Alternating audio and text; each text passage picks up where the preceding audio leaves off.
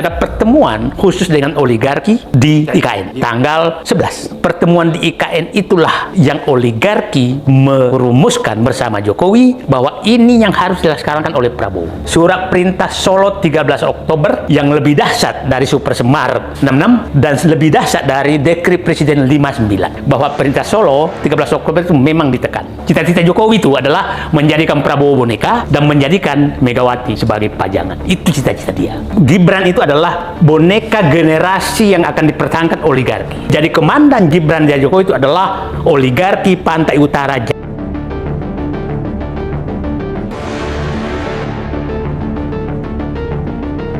Di channel Abraham Samad Speak Up. Seperti biasanya, hari ini saya menghadirkan narasumber yang luar biasa ini, netizen ya. Ini sahabat kita semua, Bung Said Didu. Assalamualaikum. Waalaikumsalam. Bung Said Didu ini adalah manusia merdeka, mantan Sekjen BUMN. Jadi orang yang punya pengalaman ya luar biasa di birokrasi Indonesia. Pak Said, ini kan ada yang merisaukan kita semua nih sebagai rakyat Indonesia. Tadinya kan kita lihat pidato Pak Prabowo itu sangat luar biasa ya, memperlihatkan bahwa inilah pemimpin yang sesungguhnya kuat dan punya integritas kuat juga ya. Dia kuat juga sebagai pemimpin, apalagi kalau kita lihat latar belakangnya tentara, militer, jadi strong ya gitu ya. Tapi ternyata tambah ke sini kita sudah mulai agak pesimis. Kenapa pesimis? Ini kok dia berulang kali bolak-balik ke Solo, Pak Said. Ya. Jadi seolah-olah kita ini rakyat biasa. Ini kenapa nih Pak Prabowo selalu datang konsultasi? Atau konsultasi atau dia masih diintervensi sama Jokowi atau gimana nih? Kira-kira apa yang terjadi di belakang layar ini, Pak Said? Kan Pak Said kenal benar nih watak Prabowo ya, integritas Pak Prabowo. Sebenarnya dia orang yang kuat. Saya tidak pernah satu tim, tapi saya berbagai peristiwa saya mengikuti beliau. Saya ini kan di dalam birokrasi sejak Pak Harto sampai Jokowi. Orde Baru ya? Orde Baru sampai Jokowi. Sampai Jokowi. Nah, puncak peristiwa yang kita ini kan adalah 98. Saya orang paham gimana Pak Prabowo sebenarnya. Nah, kemudian dia ke Yordan kan. Kemudian dia balik. Nah, balik saat itu saya ada bersentuhan tuh 2 kali pada saat saya jadi Sesmen BUMN. Pada saat itu ini saya cerita supaya orang paham untuk menilai nasionalisme, integritas, patriotisme Pak Prabowo seperti apa sebenarnya. Nah, saat itu Nelu di Bank Mandiri datang ke saya. Pak, ini karena kredit macetnya Kiani Kertas tuh punya Bob Hasan. Bob Hasan itu sekitar 3 triliun lebih. Dan Nelu menyatakan, Pak, ada yang mau beli. Saya tanya, siapa yang mau beli kredit macet ini? Dia bilang Prabowo. Saya bilang, ngapain Prabowo beli itu? Pak, ini kan rugi. Setelah saya tanya, dia bilang, kalau dibeli asing, karena mau dilelang, kan BPPN mau lelang, dibeli asing, maka bandaranya dan di perbatasan dan lain-lain akan dikuasai asing. Dan saya mau beli. Punya uang nggak? Punya. Prabowo bilang gitu ya? Punya, ya. Nah, karena ini masalah kaitan dengan banyak variabel, maka saya bilang udahlah sebaiknya di-handle Pak Wapres, Pak JK. Nah, akhirnya terjadi. Nah, berarti yang kedua, pada saat kertas kerap Aceh ini tempatnya dulu Jokowi bekerja, katanya. BUMN di Aceh. Katanya ya? Katanya. Belum pasti. Nah, ya. Terus, kebetulan, hutannya itu dikuasai juga oleh Prabowo. Dalam perhutani. Nah, setelah saya nego, nggak apa-apa diambil. Maksud saya, Pak Prabowo ini nasionalisme patriotismenya ada. Itu yang pertama. Jadi nggak apa-apa dia kuasai ya? Nggak apa-apa diambil BUMN. Jadi maksudnya dia mau berkorban untuk negara. Bukan seperti oligarki Taipan? Bukan. Nah, yang kedua, saya baca bukunya, itu ada transformasi Indonesia, paradoks Indonesia itu 3 seri, saya paham betul. Nah, sebenarnya, nanti kita bahas kenapa Pak Prabowo berubah dari buku itu. Kan sebenarnya sederhana kok buku Paradoks Indonesia itu. Hanya 4 sebenarnya hal. 1, Pak Paradoks Indonesia itu menyatakan, Indonesia kaya tapi rakyatnya miskin. Itu kan paradoksnya. Yang kedua, dia pikirkan setelah pulang dari Yordan, dia menyatakan, saya harus merubah paradoks Indonesia ini, maka saya harus masuk politik agar bisa mengambil kebijakan. Nah, sehingga dialah Cawapres 2004, Capres 2009, 2014 Capres lagi, kalah lagi.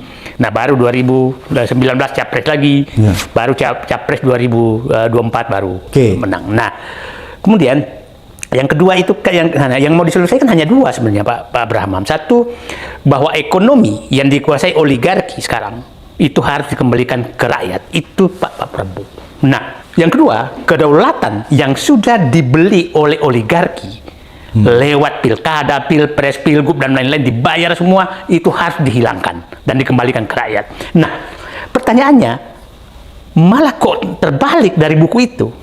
Ya kan, terbalik dari. Nah, kita lihat sekarang itu. Nah, jadi maksud saya, Pak Prabowo, kita harus mengkaji apa yang terjadi sehingga jangan sampai, saya katakan, berubah dia. Ya, jangan sampai paradoks yang dikaram itu merubah justru Pak Prabowo menjadi paradoks. Paradoks terhadap dirinya gitu. Iya. Itu kenapa sampai dia berubah Pak Said setelah pertemuan Solo? Oke, kita harus telusuri apa yang terjadi, Pak, supaya publik paham. Kita lihat bagaimana dinamika seakan-akan PDIP mau bergabung. Nah, ya kan, udah ada nama menterinya 3, seakan-akan tinggal waktu. Dulu Abdullah Aswarana katanya, terus si Doli. Nah, terus kita lihat dinamika seperti apa. Kita lihat dinamika bagaimana dulu seakan-akan bargaining PDIP agar bergabung itu Anies tidak dicalonkan, seakan-akan. Bargainingnya situ. Bargainingnya di situ. Oke, kau bergabung tapi Anies jangan jadi calon gubernur DKI. Nah, kita mulai dari situ. Terus tahu-tahu dan sebelum tanggal 10 kita harus ingat nih, tanggal 9 itu kan sampai tanggal 10 kan beredar nama-nama menteri kan.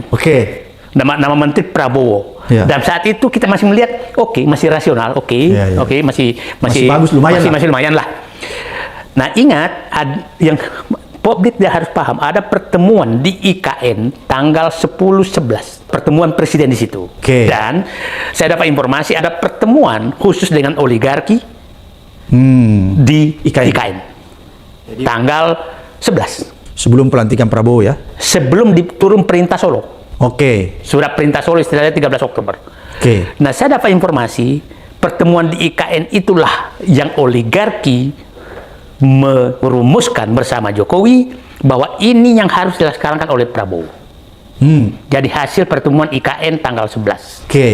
Kebetulan yang cerita ke saya itu adalah orang yang hadir di IKN. Dia bocorkannya sama Pak Said ya? Nah, dia bocorkan saya, substansinya tidak semua.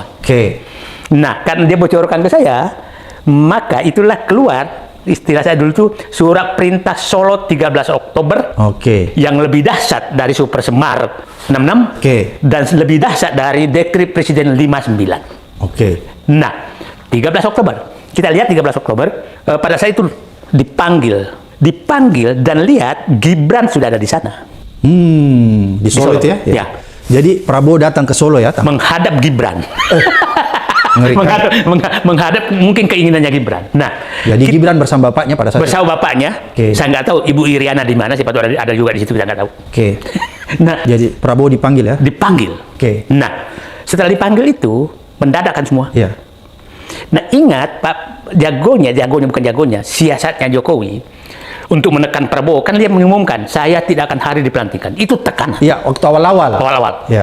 Itu cara dia selalu begitu. Karena pada saat itu kan Prabowo memperlihatkan pidato yang luar biasa, sehingga dia kayaknya balas bahwa saya tidak akan hadir. Nah, disitulah jadi terjadi perebutan kekuasaan pada saat itu. Perebutan pengaruh. Sekarang tanggal 13 Oktober pulang, itu kan 13 Oktober tuh hari Sabtu kan. Mulai melemah tuh. Tahu-tahu hari Senin langsung pemanggilan semua calon-calon menteri yang orangnya tidak punya kapasitas ya. Dan ingat, publik harus mulai membaca apa yang terjadi dan siapa sebenarnya sutradara semua ini. Ingat, pada saat Jokowi pulang setelah pelantikan, yang jemput Jokowi di Solo siapa? Luhut. Dan kawan-kawan. Dan yang diangkat-angkat di polisi itu kan? Datuk Thohir. Oligarki ya? Jadi oligarki yang jemput Jokowi di Solo ya? Ingat? Para oligarki ya? Pada saat pengumuman calon menteri, calon wakil menteri, tidak ada namanya Dewan Ekonomi Nasional. Iya benar. Setelah dijemput di Solo, tiba-tiba ada. Tidak, besoknya diumumkan. Ada Dewan Ekonomi Nasional. Yang diketuai oleh Luhut. Nah, terus. Menarik nih. Jadi sekarang kita harus bahwa sebenarnya ini adalah perebutan kekuasaan baru terjadi sekarang. Berarti Pak Prabowo ini sedang disandra oleh Jokowi ya, kira-kira begitu? Itu ada 3 kemungkinan. Oke, apa tuh? Satu, dan saya tidak berharap ini terjadi, Oke. bahwa ini adalah membagi kekuasaan. Oh, bagi-bagi. Yang tidak harus dilakukan. Oke. Yang kedua, bahwa ini tersandra. Oke. Yang ketiga, ini masih taktik Prabowo.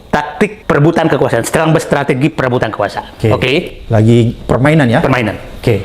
Nah, saya sekarang tadi kan 3 alternatifnya, bahwa memang dia tersandra oleh Jokowi. 2 ini tadi strategi. Yang ketiga adalah bahwa terjadi perebutan kekuasaan. Oke. Tersandra dengan Jokowi ini kita harus bahas dengan karena saya punya informasi banyak, jadi saya bisa membahasnya. Nah, tersandra oleh Jokowi itu menurut saya kita harus baca bahwa itu adalah tersandra oleh oligarki. Oh, jadi yang menyandra Pak Prabowo ini Jokowi dan oligarki? Ya. Jokowi disandra oleh oligarki, dan oligarki itu begini. Kita harus tahu kepentingan Jokowi adalah ingin menjadi Raja Jawa. Kepentingan oligarki adalah ingin menguasai Raja Jawa.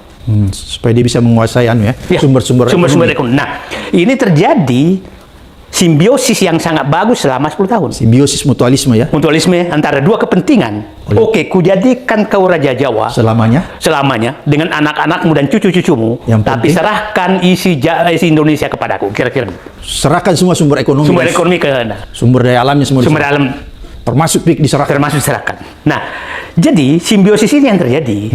Nah, pertanyaannya, Prabowo apakah akan menjadi pihak ketiga terhadap 2 kepentingan ini? Oke. Kita berharap itulah, jangan sampai Prabowo jadi pihak ketiga. Kita berharap Prabowo melawan 2 simbiosis ini. Oke. Jadi kita harus membaca sedemikian rupa sehingga apa yang terjadi sekarang ini itulah perebutan kekuasaan. Nah, perebutan pengaruh juga mungkin ya? Ya itulah, tapi itu hanya satu cara. Nah sekarang kita lihat, yaitu, tapi kita mulai was-was karena semakin hari bukannya menunjukkan Prabowo semakin menunjukkan dirinya seperti saya katakan punya patriotisme, punya nasionalisme, punya rasa keadilan, mau mati bersama rakyat, itu makin berkurang. Apakah ini taktik apa tidak kita nggak tahu. Mengalami perubahan ya? Mengalami degradasi. Nah, padahal kita mau jangan Prabowo yang degradasi, di sana dong yang terdegradasi gitu kan. Nah, sekarang kita lihat, saya bilang ini jadi persaingan sebenarnya. Jadi kalau kita baca bukunya Paradoksnya Prabowo, itu sebenarnya isinya 100% perubahan, tidak ada keberlanjutan. Tapi yang terjadi keberlanjutan. Nah, sekarang kita lihat masuk tadi kan apakah tertekan? Sepertinya perintah Solo itu tertekan. Dan saya dapat informasi bahwa perintah Solo 13 Oktober itu memang ditekan. Prabowo ditekan oleh Jokowi? Ditekan. Kenapa bisa Pak? Padahal kan Prabowo ini orang kuat, tentara. Kita bisa menduga mereka 5 tahun sama-sama. Jadi saling tahu kartu as masing-masing. Saling sandra ya? Saling sandra. Oke. Nah, mudah-mudahan itu tidak salah. Mudah-mudahan salah. Yang kedua adalah oligarki kelihatannya ikut menyandra. Jadi berarti oligarki bersama Jokowi menyandra Prabowo? Ya. Dengan caranya oligarki mengancam akan menggoncang ekonomi Indonesia. Kenapa, Mas? Itulah kenapa pentingnya jangan sampai karena hampir semua impor di tangan oligarki. Dia tahan impor gula, impor beras seminggu, kacau ekonomi. Kemudian ekonomi pasar modal uang semua dipegang. Tapi kan bisa kalau Prabowo berani, Jaksa Agung tangkap ini oligarki. Nah, periksa dia. Nah, problemnya menghadapinya begini. Rakyat, jadi begini. Nah, saya masuk. Kenapa sih orang bertanya kenapa Jokowi bisa sukses kayak begini? Nah, Jokowi ini betul-betul memelihara rakyat yang mayoritas IQ-nya 70 dan miskin. Itu yang dipelihara. Jadi dia sengaja ya? Jadi bilang mau Abraham Samad, Said Didu, mau Ngoci sampai kapanpun terserah. Tidak ada urusan dia? Tidak ada urusan. Karena tidak bisa mempengaruhi rakyat di bawah. Kita nggak punya duit mempengaruhi. Kita nggak punya duit dan dianggap aja hiburan. Kita dianggap hiburan aja. Mereka jadi nggak, bagi mereka adalah bansos apa gitu itu aja yang dilakukan. Itu yang disebarkan kepada rakyat miskin dan IQ rendah ya? IQ rendah. Nah itulah kenapa. Nah saya elok sedikit nggak apa-apa. Itulah kenapa kita susah sekali menyadarkan rakyat. Karena rakyat itu 70% ada di TikTok dan Instagram. TikTok, Instagram itu tempat orang-orang sambil nunggu Gojek nonton, tidak pakai otak sama sekali. Dan mereka bermain di situ. Dan itulah tempatnya Gibran dan kawan-kawan main. Nah, sementara, saya belok sedikit. Pak Prabowo pernah menyatakan, saya heran katanya, elit-elit ini datang di ruang AC podcast. Termasuk Pak Said ini. Termasuk Pak Said, Pak Abraham Samad, apa lain. Bambang Wijayanto. Nah, Pak Presiden Prabowo yang terhormat, lewat forum terhormat ini saya sampaikan bahwa orang-orang, bersyukurlah orang-orang yang punya integritas ini. Mau membuat podcast untuk menjalankan rakyat. Memberi edukasi. Memberikan edukasi. Pak Abraham Samad, Bambang Wijoyanto, Novel Baswedan, Refli Harun, dan lain-lain, Pak Akbar Faisal, semua bikin podcast orang-orang yang tidak bisa dibeli. Nah, akhirnya pilar demokrasi masih ada. Karena apa? Mohon maaf, bapak-bapak sudah memenjarakan semua media online oleh Jokowi selama 10 tahun terakhir. Jadi media mainstream sudah dibungkam oleh Jokowi? Dibungkam dengan hukum dan iklan oleh oligarki. Jadi tidak berdaya? Tidak berdaya. Untung ada media sosial. Ada media sosial. Media sosial nggak bisa dikontrol karena orang ini bukan cari uang. Nah, sekarang kebebasan pers nggak ada karena dibungkam. Coba aja masalah PSN PIK 2 nggak bisa terbuka di publik karena diancam oleh sponsornya, nggak bisa dikasih iklan apa. Jadi masalah PSN tidak pernah diberitakan di media mainstream. Sedang diancam hukum, diancam macam-macam. Oke, kita masuk ke tadi. Yang lain. Nah, sekarang Sandra itu apakah bisa lepas? Saya selalu membayangkan Pak Prabowo ini menghadapi 3 piring bubur panas. Bubur panas pertama oligarki, bubur panas kedua politik, bubur panas ketiga adalah Jokowi.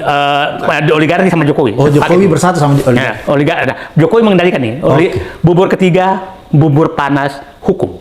Jadi Jokowi yang kendalikan semua. Nah, apakah Prabowo berhasil memakan bubur panas ini tidak melepuh lidahnya? Maka kita harus membantu Prabowo menyiapkan sendok-sendok yang aman. Makanya kita save Prabowo. Itu yang kita harus lakukan. Nah, ini oligarki ini ancamannya macam-macam. Nah, apakah Pak Prabowo mau tunduk ke oligarki? Kita lihat begini. Sekarang orang melihat yang dibawa ke Cina kemarin, oligarki. Saya melihat ada perimbangan berubah, makanya saya diam dulu melihat. Karena ada pengusaha-pengusaha pribumi. Bukan oligarki yang mengendalikan, yang saya anggap ada di bawah bubur panas ini. Oke, paham. Karena begini, kita harus hadapkan itu. Orang-orang di bawah itu orang-orang yang berbisnis di sektor real. Yang kemarin dibawa ya? Yang dibawa, bukan pengambil tanah rakyat. Oke. Bukan pengambil hutan rakyat. Bukan pengembang ya? Bukan pengambil perkebunan. Dia orang-orang industrialis. Bagi saya, itu oleh pengusaha seperti itu yang dibutuhkan Indonesia. Pengusaha benaran ya? Jadi orang kalau udah masuk industri, itu pasti pengusaha benar. Jadi, nah makanya kalau Bung Abraham saya lihat, saya dia melihat, karena saya lihat komposisi yang datang ini bukanlah perampok milik rakyat. Masih seimbang? Masih. Nah, kalau orang pengusaha sudah masuk industri, saya hormati. Iya kan? Tapi kalau hanya ngambil tanah rakyat, nah itu. Siapa tahu bubur panas ini sedang diolah. Bubur panas pertama. Diolah sama Pak Prabowo ya? Ya. Bubur panas kedua ini adalah politik. Bubur panas kedua ini politik ini kan hampir terjadi diambil alih semua Jokowi pada saat mau mengganti semua partai-partai kan, tapi gagal karena ada demo besar 22 Agustus. Darurat konstitusi. Kalau itu tidak terjadi, maka Jokowi akan menjadikan Prabowo boneka dan Megawati sebagai foto yang dipasang sama dia. Kan itu tidak terjadi. Cita-cita Jokowi itu adalah menjadikan Prabowo boneka dan menjadikan Megawati sebagai pajangan. Itu cita-cita dia. Kejam banget ya? Nah, bubur ketiga adalah hukum. Bubur ketiga ini kita lihat bagaimana Pak Prabowo, Pak Abraham Samad pernah ketua KPK, dan dulu mandiri aja dikriminalisasi, apalagi sekarang dibawa presiden, ya kan? Nah, dan orang-orang Jokowi masih ada di KPK. Kita lihat Pak Abraham Samad waktu kita selesai membahas KPK, pada saat kita Pak Abraham Samad ngomong tentang Gibran, langsung go from besoknya konferensi pers bahwa tidak ada pelanggaran. Jadi bisa dibaca. Nah, artinya Pak Prabowo belum menguasai betul-betul aparat hukum. Lihat kasus Tom Lembong, partainya Prabowo menyatakan hati-hati nih. Artinya di sana juga masih dipegang oleh piring ketiga ini. Berarti aparat penegak hukum masih dikendalikan oleh Jokowi semua ya? Kejaksaan. Masih dikendalikan oleh itu. Nah, mudah-mudahan, saya nggak tahu polisi mudah-mudahan mulai. Jadi istilah saya gini, sekarang Pak Prabowo sedang makan bubur panas, 3 bubur panas yang dia sedang makan. Kita harus bersedia jadi sendok beliau yang tidak akan panas, tidak melepuhkan lidahnya apabila sedang makan bubur panas itu. Berarti rakyat ini harus mendukung Prabowo untuk keluar dari jebakan Jokowi ya? Kalau Prabowo memang bisa kembali ke diri aslinya. Oke, menarik Pak Said. Saya mau tanya nih Pak Said. Kenapa Pak Prabowo begitu tidak percaya diri menghadapi Jokowi? Padahal kan Jokowi ini sudah tidak ada apa-apanya. Dia udah berhenti jadi presiden. Dia tidak punya partai besar di DPR. Nah, Kenapa dia masih bisa cawe-cawe sejauh ini? Itulah menurut saya, kita harus meyakinkan diri bahwa Pak Prabowo jangan takut sama Jokowi, ada temanmu. Nah, sekarang temannya ini kan begini. Kelompok oposisi sekarang itu awal-awalnya pada saat dia kelihatan mandirinya, maka kelompok oposisi kan sikapnya satu. Dukung Prabowo tapi harus lepas dari Jokowi. Oke. Ya kan itu awalnya. Prabowo yes, Jokowi no, Gibran. No Gibran. Oke. Sekarang sudah mulai terpecah tiga loh posisi itu pendapatnya. Di kelompok oposisi ya? Oh ya. Oke. Satu dia menyatakan oke, tetap kita mengharap Prabowo bisa kembali ke aslinya dan menjauh dari Jokowi. Kembali ke kita ya? Kitanya. Yang kedua sudah menyatakan apa benar Prabowo bisa kembali. Berarti ya, mulai ada yang ragu? Mulai ragu. Yang ketiga sudah ada yang menyatakan udahlah dua-duanya aja sekalian. Udah mulai. Jadi sudah bahaya nih ya? Sudah bahaya. Jadi maksud saya Pak Prabowo harus menunjukkan agar kembali kompak lagi. Yang kedua, yang masalah ini suara partai belum pernah muncul. Oke. Apakah ada suara partai yang searah dengan pendapat mayoritas oposisi? Oposisi bahwa percaya Prabowo tapi tidak percaya Jokowi dengan Gibran, ya kan? Nah, ini yang kita tunggu. Nah, sekarang yang kita tunggu ini kan idealnya, kira-kira kan dulu PKS idealnya, ya kan? ya kan? Nah, terus sekarang kita tunggu-tunggu, PDIP juga belum keluar-keluar. Belum keluar kandang. Keluar kandang, masih bermanuver yang kata-kata masih soft terus itu kan. Nah, jadi PKS sudah nggak bisa diharap. Masih. Saya paham di sana vaksinnya masih ada. Oh, tapi terbelah gitu kan. Nah, tapi kan PKS juga udah harus melihat sekarang karena pengaruh Jokowi, walaupun dibukakan pintu oleh Prabowo, tapi Jokowi menutup pintu itu, akhirnya tidak dapat apa-apa. Iya kan? Jadi Jokowi tidak menghendaki PKS. Menghendaki PKS. Jadi, tidak menghendaki PKS, tidak menghendaki PDIP. Karena saya dapat info bahwa sebenarnya yang bikin pusing Pak Prabowo itu karena tolakan Jokowi terhadap PDIP dalam hal ini Megawati. Pokoknya itu betul-betul persaingan. Nah, saya sih berharap Megawati itu petarung. Dan saya belum lihat tajinya keluar terhadap Jokowi. Masih setengah-setengah ya? Setengah-setengah. Tajinya sangat kencang dulu, bayangkan pada saat Pak Harto. Ya kan? Nah, tapi ini kok belum keluar gitu. Kira-kira kenapa Pak Said? Saya berbagai analisis keluar bahwa mungkin juga sedang menghitung. Saya kan begini, Megawati, PDIP ini jadi penentu nih. Kalau PDIP bisa mengakom satu arah dengan oposisi, maka PDIP menghadapi pilkada sepertinya bisa mengambil beberapa daerah. Tapi kalau dia terlambat, maka lewat juga. Jadi menurut saya ini hari-hari yang sangat penting bagi PDIP menunjukkan bahwa kami memang partai wong cilik yang melawan oligarki yang dipimpin oleh Jokowi, yang faktanya minta maaflah PDIP bahwa faktanya petugas partai kami ternyata menyengsarakan rakyat dan membagi-bagi tanah ke oligarki. Itu harus keluar dari PDIP. Nah, pada saat itu Prabowo mungkin melihat kalau PDIP sudah menyatu dengan oposisi, dengan Prabowo dan oposisi, mungkin Prabowo ini memang Jokowi ini memang harus disingkirkan untuk menyelamatkan bangsa ini. Nah, jadi ini jangan terlalu ini saling menunggu bola gitu. Kenapa sih kan begini? PDIP itu pemenang pemilu, partai besar dan tahan uji. Kenapa sekarang menghadapi Jokowi kok menjadi, mohon maaf, banci kaleng? Iya.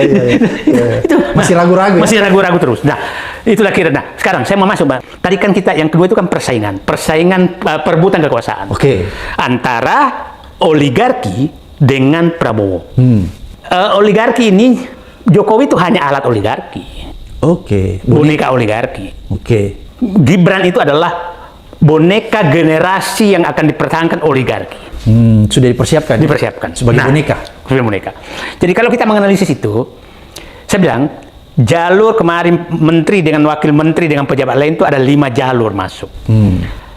Birokrat, profesional, politisi, kemudian jalur oligarki sendiri, kemudian jalur dinasti yang langsung Jokowi, dan jalur juru pemaki-maki. Oke. Ini tukang maki aja. Ya, oke, itu yang masuk ya. Ini masuk. Nah, 3 jalur ini jalurnya oligarki Gibran. Jadi yang terjadi sekarang adalah perebutan kekuasaan antara Merdeka Utara dengan Merdeka Selatan. Oke, antara Gibran ya. Gibran, yang simbol dari pantai utara Jakarta. Itu adalah pelaksananya di Merdeka Selatan dan Solo. Itu yang bernama Gibran dan Jokowi. Gibran Jokowi. Oke. Jadi komandan Gibran dan Jokowi itu adalah oligarki pantai utara Jakarta. Ya dulu Pak Said, berarti komandannya oligarki ini adalah Gibran dan Jokowi yang memainkan di lapangan. Bonekanya. Oh, bonekanya. Oke. Jadi Gibran, mungkin nanti Jan Etes juga. Jan Etes itu cucunya Jokowi. Iya. Dia itu persiapkan tuh. Nah, jadi kita harus membacanya. Prabowo tuh menghadapi Oke. boneka oligarki yang Solo dan Merdeka Selatan. Yang kita harapkan, kita harapkan Pak Prabowo tuh kalau sudah bisa mengendalikan Cilangkap, Oke. TNI. Trunojoyo, Gedung Bundar, Kuningan. Oke. Ini menyatu menghadapi Merdeka Selatan, itu baru bisa menang. Pertanyaannya, inilah bubur panas yang sedang dihadapi Prabowo. Apakah Prabowo bisa segera membuat Cilangkap, Trunojoyo, Gedung Bundar sama Pejaten? Oh, BIN. Ya, Pejaten. 5 itu yang harus dikendalikan agar bisa menghadapi kekuasaan yang dikomandoi oligarki pantai utara Jakarta yang dilaksanakan oleh Jokowi dengan Gibran. Nah, jadi Pak Prabowo harus menguasai, saya ulangi, Cilangkap, Trunojoyo, Pejaten, Gedung Bundar, dan Kuningan. Oke. Nah, itu yang harus dikuasai. Ditambah satu, ketua umum partai politik. Kalau memang nggak ini, itu harus dikuasai juga. Jadi 6. Oke. Itu 6 yang harus dikuasai. Kalau dia sudah kuasai itu, baru dia boleh menyingkirkan perlahanan kekuasaan Jokowi dan Gibran. Ya, itu yang ini kan. Nah, saya sih berharap ini bisa terjadi semua apabila PDI Perjuangan keluar kandang untuk menyelamatkan bangsa. Kita harus hormati Pak Abraham lah. Oke. Kalau lepas orang suka atau tidak suka, kalau Megawati tidak ada dan tidak bertahan mempertahankan konstitusi, maka memang bangsa ini kemungkinan sudah dihancurkan oleh Jokowi. Kita harus akui ya. Kita harus akui. Oke. Suka apa tidak suka, itulah faktanya. Gitu. Oke. Berarti sekarang syaratnya bahwa kalau mau menyelamatkan Prabowo, save Prabowo dari cengkraman Jokowi dan oligarki, Ibu Mega harus keluar dan PDIP dari kandang. Nah, maksud saya juga komunikasi sama teman-teman di sana. Oke. Saya mengerti posisi politiknya, tapi saya bilang terlalu lama itu begini. Tidak mungkin kalau Anda terus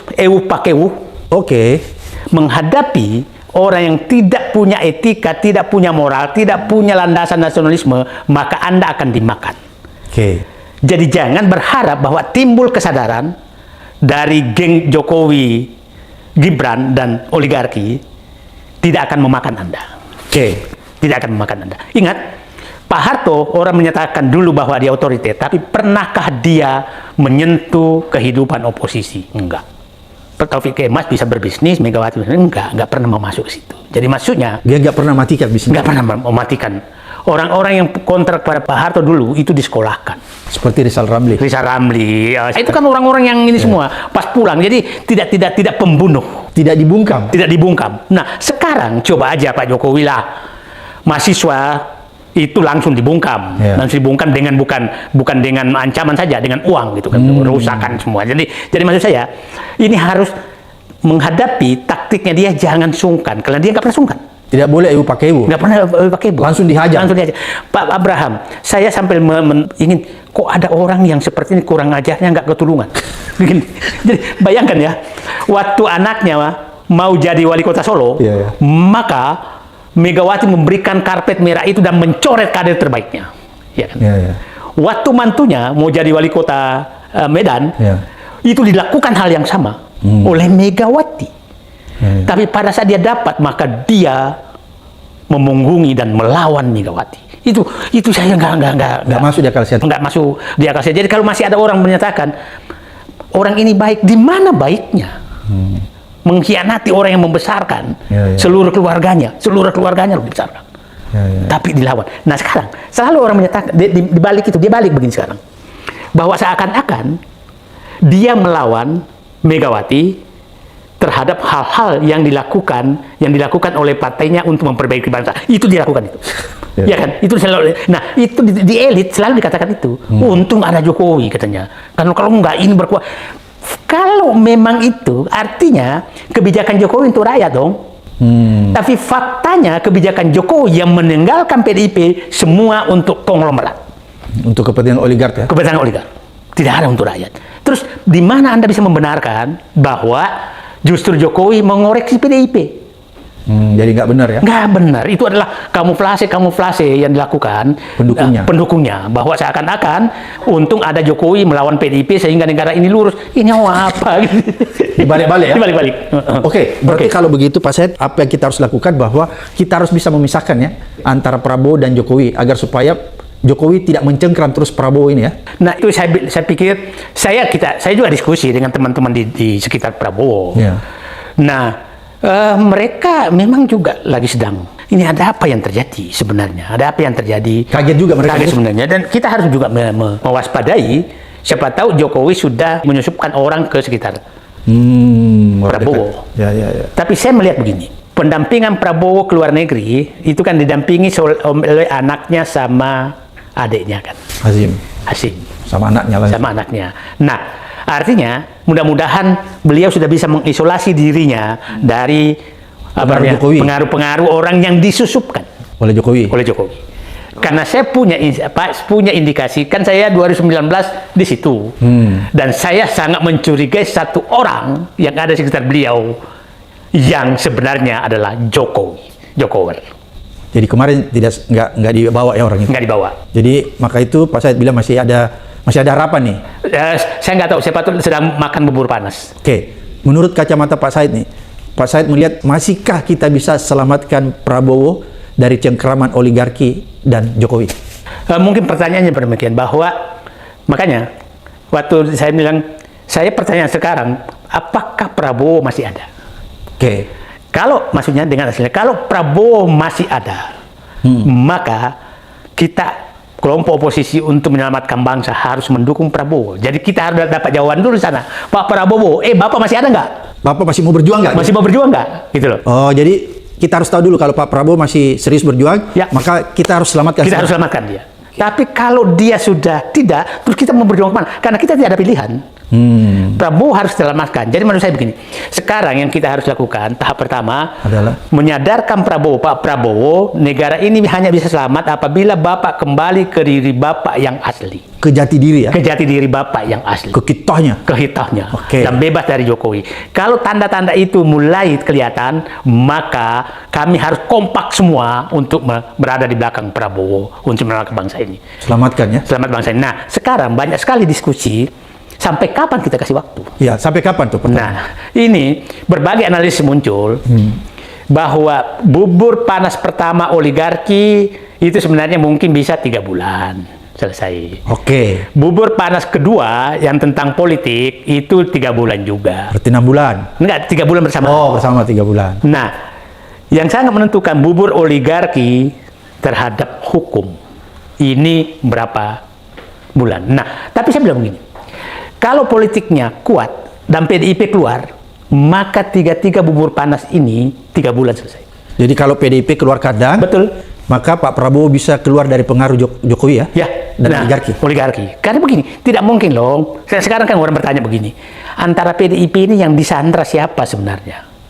Apakah Jokowi juga menyandra PDIP sehingga nggak berani? Itu kan juga timbul pertanyaan. Iya.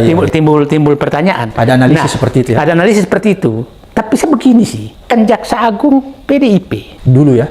Ya, maksudnya dia masuk dari situ. Ya, gitu kan? Nah, berarti masih orang PDIP? Ya, masih orang PDIP gitu loh. Kenapa nggak berdaya? Kenapa nggak berdaya? Kira-kira apa tuh Jokowi? Ya, nah, saya belum bisa menganalisis ada apa, kok nggak bisa gitu. Dan jadi menurut saya ada kotak Pandora yang harus kita buka, yang kita belum bisa tahu apa yang terjadi antara PDIP dengan Jokowi. Oke. Sehingga memecatkan 3 di situ anggota partai, memecat anaknya 2 aja nggak keluar tuh. Kenapa sih nggak tegas? Padahal udah pindah partai. Iya. Ya, bikin kayak surat edaran ke kami pecat nggak keluar tuh. Benar. Kan Bobi kan udah masuk Gerindra, Iya. ya kan udah clear gitu kan. Nah, kok nggak dipecat juga? Artinya saya sih berharap Ada sesuatu ada ini. sesuatu yang harus jadi kita harus juga gini. Apa sih? Kenapa sih Pak Prabowo yang awal-awalnya akan ketemu tapi nggak berhasil juga gitu kan? Itu kan sesuatu. Nah, jadi ada kotak Pandora situ. Saya berharap sih kotak Pandora ini terbuka dan mengambil sikap sehingga konsolidasi Prabowo untuk menjadi jati dirinya melawan oligarki itu bisa dengan oposisi itu bisa terjadi.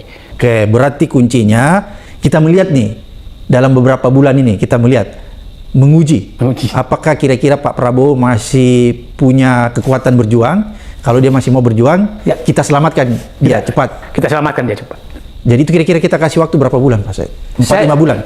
Begini, ini dinamika politik kayaknya tinggi. Jadi menurut Berubah-berubah ya? Menurut saya sudah ada harus pemikir di sekitar Prabowo tuh, ini kita makan dia atau kita yang dimakan? Itu tiap hari itu dipikir. Jadi mendingan kita makan dia ya. Jangan sampai menyatakan 3 bulan, atau kita sudah dimakan 3 bulan lagi. Berarti menurut Pak Said harus lebih cepat diselesaikan. Saya bilang tiap hari harus memakan bubur panas itu sehingga habis dan merdeka. Menjadi memimpin. Berarti Pak Prabowo harus cepat menyadari ini ya. Nah, saya dapat informasi itu sabar 1 tahun. Satu tahun. Habis sudah. 1 tahun ini banyak sekali yang bisa diselesaikan mereka. Nah, sekarang kita lihatlah. Saya sih berharap ini bergeraknya Jokowi dengan geng ini kita harus tahu bahwa ada sumber pembiayaan. Ini juga harus ditutup. Oke. Harus sumber pembiayaan. Saya nggak tahu sekarang. Pasti yang terjadi, kita tahulah. Yang langsung punya perusahaan 35 biji dalam 5 tahun. Ya, kita tahulah judi online dekat ke siapa. Kita tahulah narkoba siapa. Nah, ini Pak Prabowo harus melakukan menutup semua sumber-sumber pembiayaan ini agar para nah termasuk oligarki periksa pajaknya, periksa ininya semua. Gampang itu. Gampang diperiksa. Ya, kalau oligarki gampang sekali periksa pajak udah dapat. Udah dapat semua. Jadi menurut saya uang haram yang dipakai nyogok rakyat, nyogok politisi itu harus dikunci segera oleh Prabowo untuk mematikan persaingan Jokowi dengan oligarki. Itu salah satu. Saya berharap mulai sekarang itu juga harus kita lakukan. Nah, itulah saya bilang uang haram itu segera diinikan oleh Jokowi dan udahlah. Itu kalau polisi udah mau, gampang lah kalau mau itu. Kalau mau. Pak Said, masih ada yang mau disampaikan yang penting agar bisa menjadi renungan kita, bisa menjadi analisis kita, agar kita bisa segera menyelamatkan Pak Prabowo nih dari cengkraman oligarki dan Jokowi? Ya, saya pikir kita konsentrasi saja dulu bahwa 1, mengembalikan Prabowo ke aslinya. 2, musuh kita sebenarnya adalah musuh bangsa ini adalah oligarki yang menjadikan Jokowi dan Gibran sebagai boneka. Dan yang kita harus selesaikan tadi makan 3 bubur panas. Dan kesimpulannya Pak ini harus memakan bubur panas segera. Bagaimana menguasai, menyingkirkan oligarki, bagaimana menyelesaikan masalah politik orang-orang parpol yang munafik ini. Yang ketiga adalah masalah hukum. Dan saya berharap Pak Prabowo segera menguasai tadi 6 Cilangkap, Trunojoyo, Pejaten, Gedung Bundar, kemudian Kuningan dan Senayan. Itu harus dikuasai oleh Prabowo untuk membersihkan pemerintahannya. Dan menurut saya yang paling kita tunggu adalah PDIP muncul untuk menebus dosanya terhadap kadernya yang namanya Joko Widodo yang merusak negeri ini selama 10 tahun. Berarti kita segera berharap Ibu Mega mengambil satu tindakan untuk keluar dari kandang PDIP agar bisa turut serta bersama oposisi untuk menyelamatkan Prabowo dari cengkraman Jokowi. Kira-kira seperti itu? Ya, dan saya pikir kalau PDIP keluar itu, maka sikap oposisi yang mulai terpecah itu akan kembali satu bersama Prabowo menyingkirkan penguasaan oligarki dari bumi Indonesia sebagaimana yang dicita-citakan oleh Prabowo. Dan menyingkirkan Gibran dan Jokowi. Luar biasa nih netizen apa yang disampaikan Pak Said Didu, manusia merdeka, betul-betul mencerahkan kita, menuntun kita untuk melihat sebuah kebenaran agar supaya kita bisa tersadar dan bertindak melakukan sesuatu agar negara ini bisa terselamatkan. Sampai ketemu di episode berikutnya di Abraham Samad Speak.